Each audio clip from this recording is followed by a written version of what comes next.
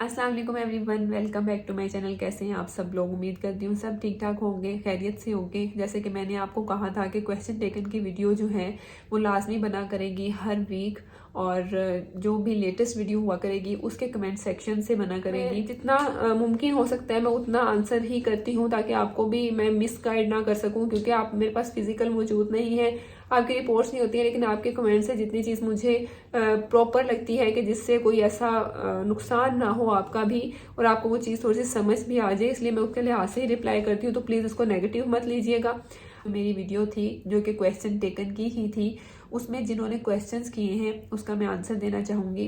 तो सबसे पहला क्वेश्चन है नूर हारिस का। आप भी, मेरा पेट का निचला हिस्सा में बहुत दर्द है, मेरा 5th वीक चल रहा है, प्लीज़ आप मुझे बता दें।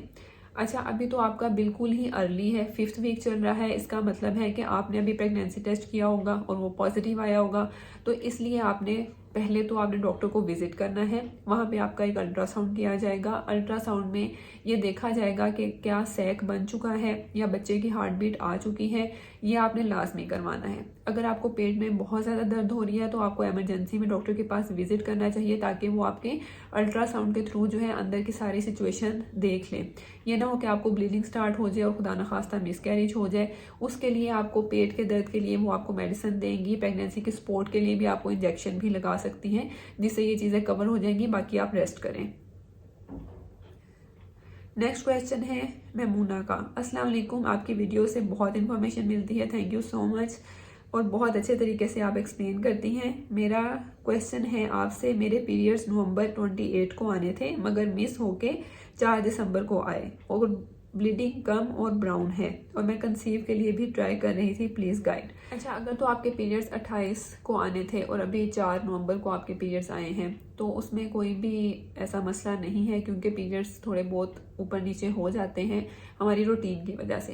लेकिन अगर आपने प्रेगनेंसी टेस्ट किया और वो पॉजिटिव आया था और उसके बाद आपको ये हल्की फुल्की ब्लीडिंग स्टार्ट हुई है, तो आपने एमरजेंसी में डॉक्टर को विजिट करना है, ताकि वो आपका टेस्ट कर लें और अल्ट्रासाउंड कर लें और ये चीज़ चेक कर लें कि कहीं आपने कंसीव तो नहीं किया था जिसकी वजह से ये ब्लीडिंग आपको स्टार्ट हो गई है। अगर ऐसा होगा तो वो आपको उसके लिहाज से प्रेगनेंसी को सपोर्ट करने के लिए इंजेक्शन लगाएंगी, आपको मेडिसिन देंगी।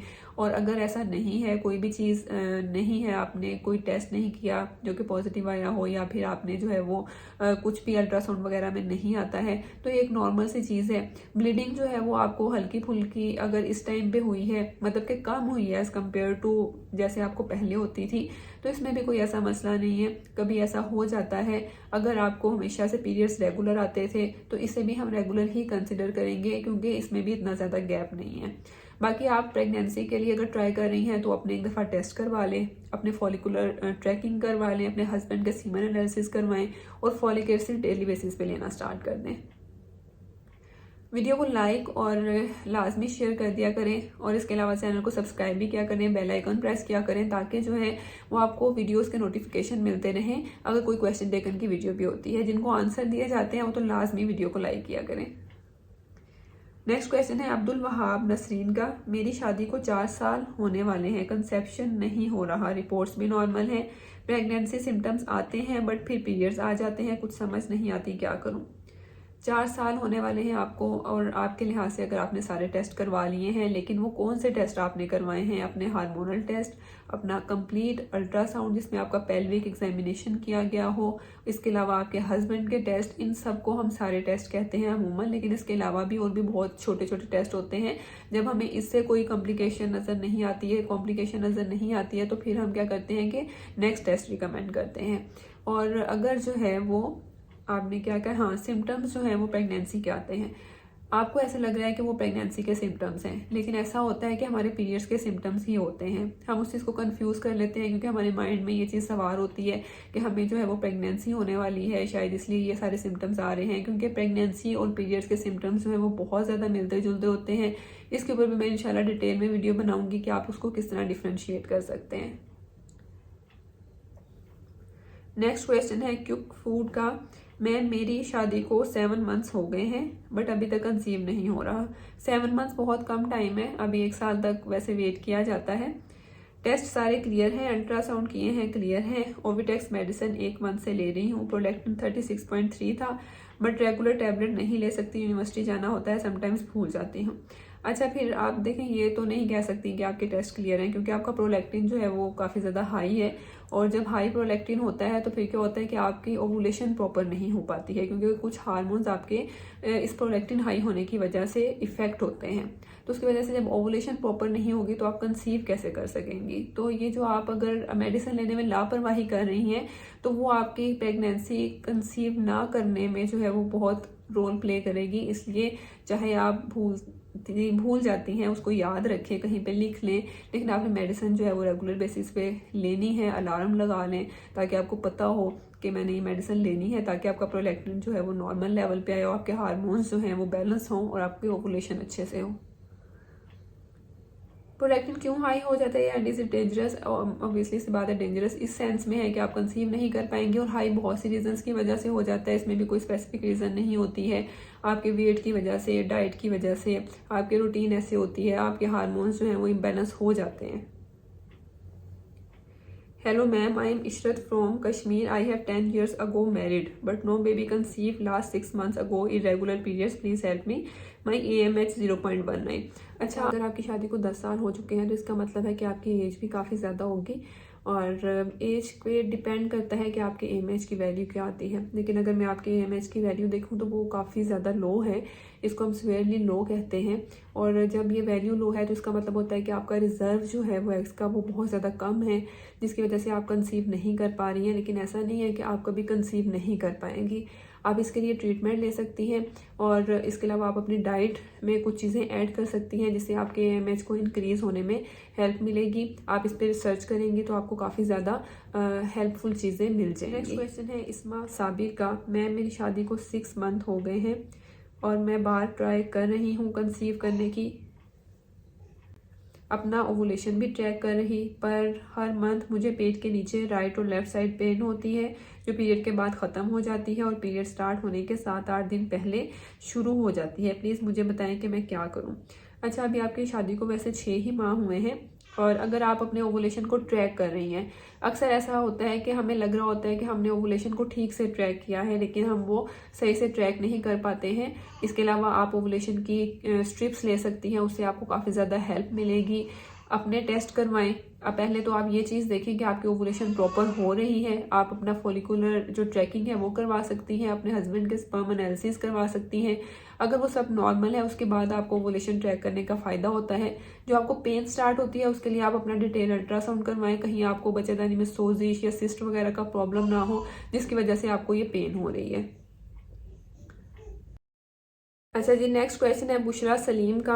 मैम, प्लीज़ रिप्लाई ज़रूर करना, क्या सेकंड नॉर्मल डिलीवरी के बाद ऐसा होता है कि जब स्टूल पास करने जाती हूँ या कॉन्स्टिपेशन होती है तो जगह बाहर आ जाती है, और जब फ्री हो जाती हूँ तो ठीक हो जाती है, ये नॉर्मल है या नहीं, और इसका क्या इलाज है? अच्छा, नॉर्मल डिलीवरी के बाद या अगर आपका सी सेक्शन भी होता है तो आपको कॉन्स्टिपेशन हो सकती है। कॉन्स्टिपेशन का यही हल है जो आप कह रही हैं कि बाहर आ जाती है और फिर दोबारा से वो अंदर चली जाती है, तो वो ठीक है। वो इसीलिए होता है क्योंकि आप जोर बहुत ज़्यादा लगा रही हैं। जब आप बहुत ज़्यादा जोर लगाएंगी तो आपकी ये इस तरह का मसला होगा, लेकिन अगर आप इसको कंटिन्यू रखेंगी तो क्या होगा कि ब्लीडिंग होना स्टार्ट हो जाएगी। इसलिए आपने कॉन्स्टिपेशन से अवॉइड करना है। लैक्टुलोज का सिरप होता है, अगर आप उसके 2 स्पून जो है वो 3 टाइम्स लेती हैं, लेकिन आपने इस चीज़ का ख्याल रखना है कि आपको उसे लूज मोशन ना लग जाए। इसलिए अपनी मतलब कि जो आपकी रिक्वायरमेंट है उसके लिहाज से आप वो ले सकती हैं। इसके अलावा आप अपनी डाइट ऐसी करें, पानी ज़्यादा से ज़्यादा पिए, तो आपको कॉन्स्टिपेशन का प्रॉब्लम नहीं होगा। मेंस्ट्रुअल कप सेव है क्या? जी बिल्कुल सेव है। वैसे मुझे इसका कोई एक्सपीरियंस नहीं है, लेकिन इसके रिव्यूज़ अच्छे हैं और यूज़ करना भी सेफ है। अच्छा जी, नेक्स्ट क्वेश्चन है मेरी शादी को 2 साल हो गए हैं, सदफ रुबाब का। डॉक्टर के ट्रीटमेंट कर रही हूँ, एग्स नहीं बन रहे, तब भी ले रही हूँ 3 मंथ से, बट फेल्ड। अच्छा, अगर आपकी एग प्रोडक्शन नहीं हो रही है तो इसका मतलब है कि आपको कोई ना कोई हार्मोनल इशू होगा। हार्मोनल इशू होने की वजह से आपकी एग प्रोडक्शन नहीं हो रही है। अगर आप उसकी हार्मोनल थेरेपी लेंगी तो आप जो है वो इजीली कंसीव कर सकती हैं। आपके एग्स भी एटलीस्ट जो है कंसीव करने के लिए लाजमी बनना स्टार्ट हो जाएंगे, लेकिन उसके लिए आपको प्रॉपर ट्रीटमेंट की ज़रूरत है। आप अपने करीबी किसी एक्सपीरियंस्ड गायनाकोलॉजिस्ट के पास जाएं और उनके साथ जब आप अपना केस डिस्कस करेंगे तो आपको उसका अकॉर्डिंग ज़रूर मेडिसिन देंगे, क्योंकि ऐसा नहीं है कि इसका इलाज मौजूद ना हो। नेक्स्ट है GOMPO का है, प्रेगनेंसी में NIPT टेस्ट करवाना ज़रूरी है या नहीं?